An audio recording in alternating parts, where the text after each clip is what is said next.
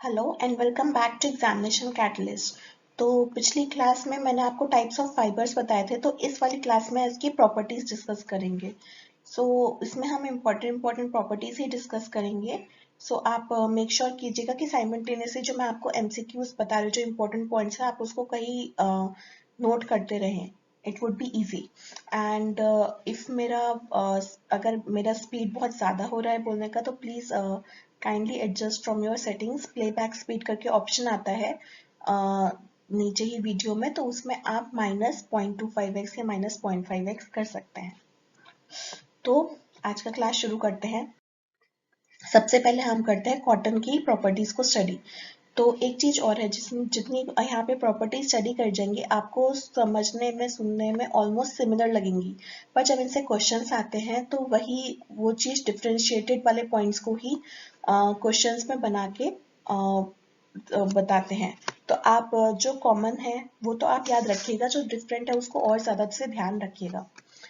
तो जो हमारा कॉटन है, कॉटन की जो प्रॉपर्टीज होती है वो बहुत ही सॉफ्ट रहता है, कंफर्टेबल रहता है। तभी हमारे जो छोटे बच्चे से लेके एकदम आपके जो ग्रैंड पेरेंट्स तक हैं, वो सब कॉटन के कपड़े ही पहनना प्रेफर करते हैं। और बहुत ही सॉफ्ट रहता है, बहुत ही कंफर्टेबल रहता है, इजी टू वॉश रहता है। लेकिन ये बहुत ज़्यादा रिंकल हो जाता है, तो इसलिए आपका जितना भी, जैसे आपके यूनिफॉर्म्स होते होंगे या कॉटन समर वेयर, हमेशा आप देखेंगे कि वो प्रेस होता है, उसके बाद वो धुलने के बाद पहले प्रेस होता है, फिर उसके बाद वो पहना जाता है, क्योंकि वो बहुत ज़्यादा रिंकल हो जाता है। जो प्योर कॉटन होता है हमारा, बहुत it absorbs पर्सपायरेशन quickly.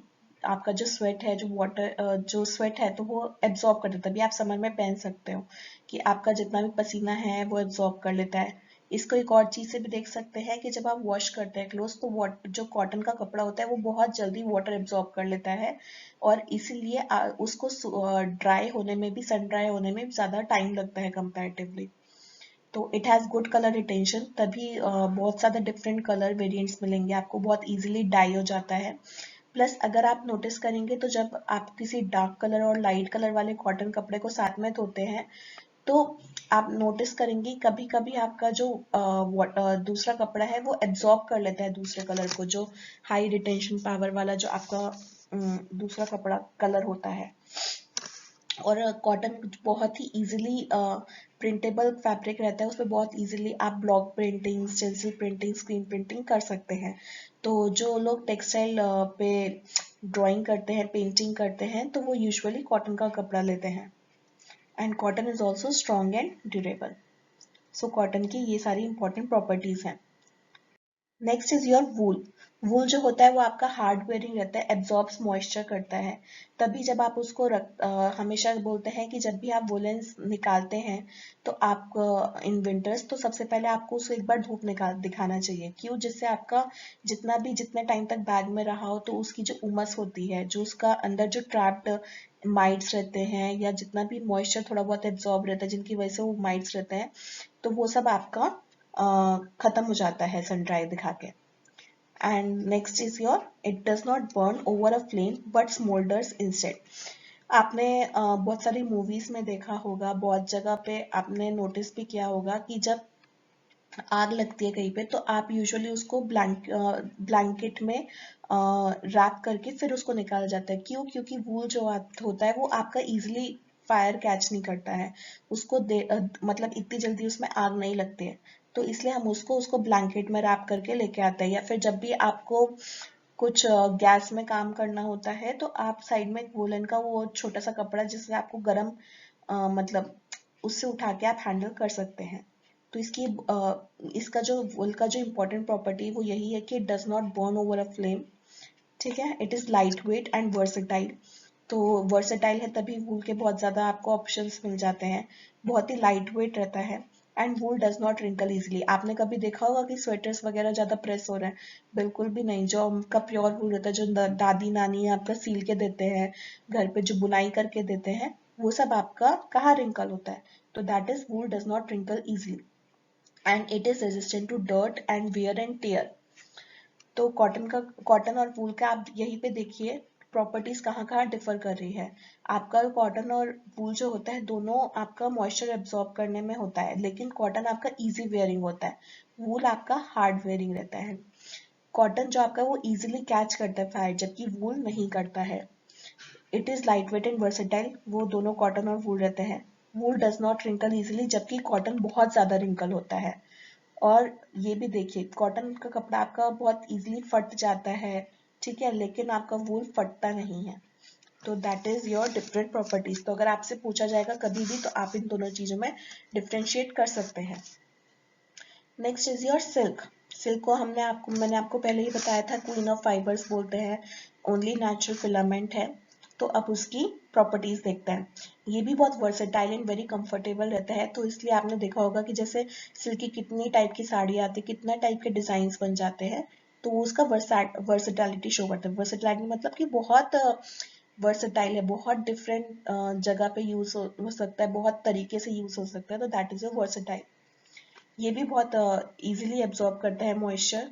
Then it is cool to wear in the summer yet warm to wear in winter, कि समर में आपका ठंडा रहता है और जो विंटर में है वो आपका गर्म करके रखता है। तो वो सिल्क की साड़ी आप देखें तो दोनों समर में भी जो फंक्शंस होते हैं, विंटर में भी फंक्शंस होते हैं, सिल्क आराम से दोनों जगह पहना जाता है।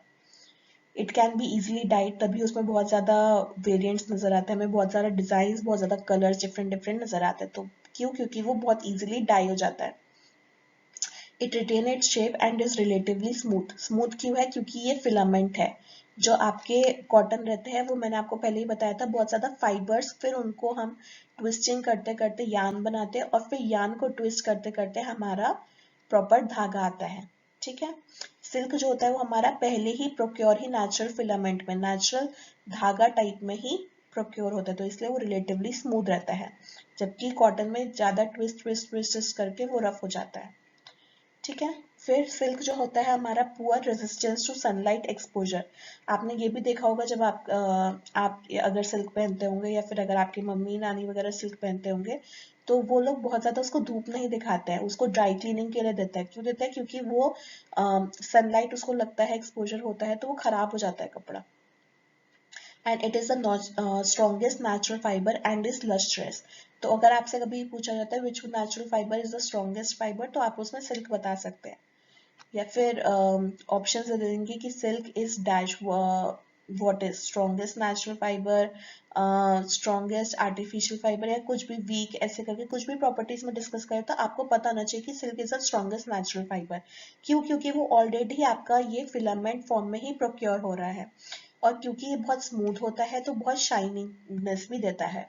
एंड जैसे अभी तक जितने भी हैं वो तीनों बहुत ही वर्सेटाइल है, कॉटन, वूल, सिल्क, तीनों में अभी तक तीनों वर्सेटाइल हैं और कंफर्टेबल रहे हैं पहनने में, ठीक है।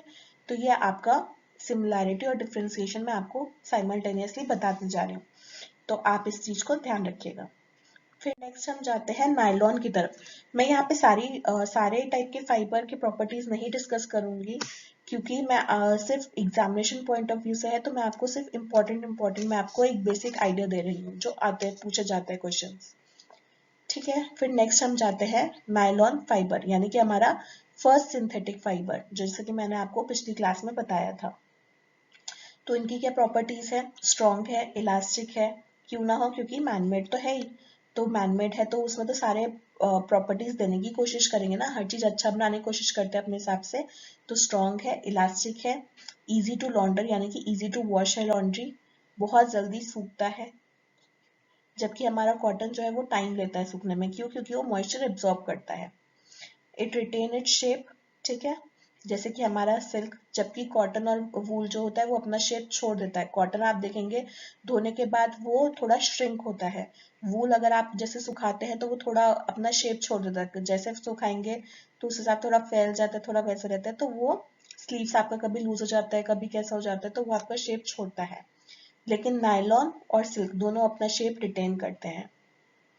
It is resilient and responsive to heat setting.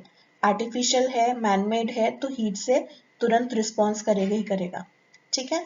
तो इसका इंपॉर्टेंट पॉइंट क्या था कि it retains its shape, it ड्राइज quickly, and it is strong and elastic, ठीक है। नेक्स्ट हम करते हैं पॉलिएस्टर की तरफ। पॉलिएस्टर की प्रॉपर्टीज पढ़ते हैं। पॉलिएस्टर जो होता है वो रिंकल रेजिस्टेंट रहता है, मतलब कि उसमें जल्दी से रिंकल्स नहीं आते हैं, तो उसको आयरनिंग की जरूरत नहीं है। इजी टू लॉन्ड्री रहता है, वो आपके मोस्टली सारे मैनमेड रहते हैं। ड्राई सूती मोस्टली सारे मैनमेड फाइबर रहेंगे। It is resistant to stretching and shrinking. जो हमारा पॉलिएस्टर का है वो हमारा मेन इंपॉर्टेंट पॉइंट है कि it is resistant to stretching and shrinking.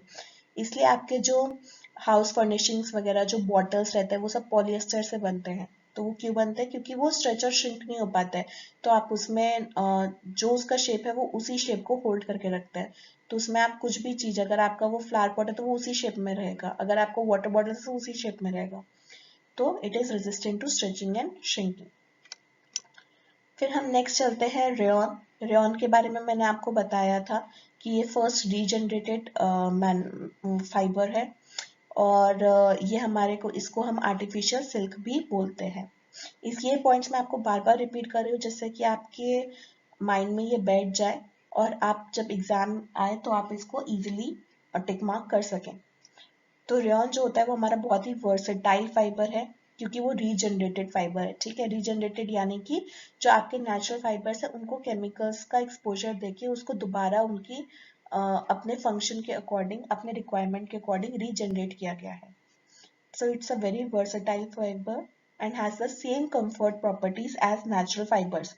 क्योंकि उनका बेस तो नेचुरल फाइबर ही है ना, तो that is your comfort properties only. जो आपका इमिटेट करता है feel and texture of silk, wool, cotton and linen. ठीक है, मतलब कि वैसे ही जो आपकी नेचुरल प्रॉपर्टीज, जो नेचुरल फाइबर की प्रॉपर्टीज है वैसा वाला ही आपको फील, वैसा ही टेक्सचर पहनने में आपको वो देगा। जस्ट वो थोड़ा केमिकल के संग इम्प्रूव किया गया है, मॉडिफाई किया गया है according to the time, according to the requirement. जो फाइबर्स होते हैं रेयॉन के वो इजिली डाई हो जाते हैं and is available in a wide range of colours. ठीक है, तो हमारा जो प्योर सिल्क होता है वो महंगा आता है, पर रेयॉन वाला जो होता है वो हमारा आर्टिफिशियल सिल्क वो हमारा थोड़ा सस्ता आता है। ठीक है, तो इसलिए हमारा जो कॉस्ट का आप सोचते होंगे कि सिल्क तो इतना सस्ता मिल रहा है, वो एक्चुअली में प्योर सिल्क नहीं होता है, वो रेयॉन होता है, mix of fabrics, mix of fibre fabrics रहते हैं। तो जो रेयॉन फैब्रिक्स होता है वो बहुत ही सॉफ्ट, स्मूथ, कूल और कंफर्टेबल एंड हाईली एब्जॉर्बेंट जैसे कि बाकी नेचुरल फाइबर्स रहते हैं, but they do not insulate body heat and making them ideal for use in hot and humid climate. क्योंकि वो बॉडी हीट को ज्यादा नहीं करते तो इसलिए हम उनको हॉट और ह्यूमिड क्लाइमेट पहनने से अच्छा रहता है। तो हमने इसको नेचुरल फाइबर को केमिकल से एक्सपोजर दिया, उसको रेयॉन बनाया। क्यों बनाया? क्योंकि आपकी बॉडी हीट को वो इंसुलेट नहीं करता है। ठीक है, मतलब कि आपकी बॉडी हीट को वो ट्रांसफर नहीं करता है, जो है वो है उसको, इसलिए आपको हॉट और ह्यूमिड क्लाइमेट में वो कूल रखता है। तो इसका इंपॉर्टेंट पॉइंट क्या रहेगा कि it's a very versatile fibre. आपका सेम प्रॉपर्टीज है जैसे नेचुरल फाइबर में है, बट ये आपका do not insulate body heat and making them ideal for use in hot and humid climate. तो ये थे आपके मैंने 5 फैब्रिक्स के इंपॉर्टेंट पॉइंट्स। तो अगर आपको इनमें से कोई दिक्कत है तो आप कमेंट सेक्शन में पूछ सकते हैं, इससे या पिछले वीडियो से कुछ भी रिलेटेड आपको प्रॉब्लम है, या फिर आप टेलीग्राम चैनल पे कम्युनिकेट कर सकते हैं।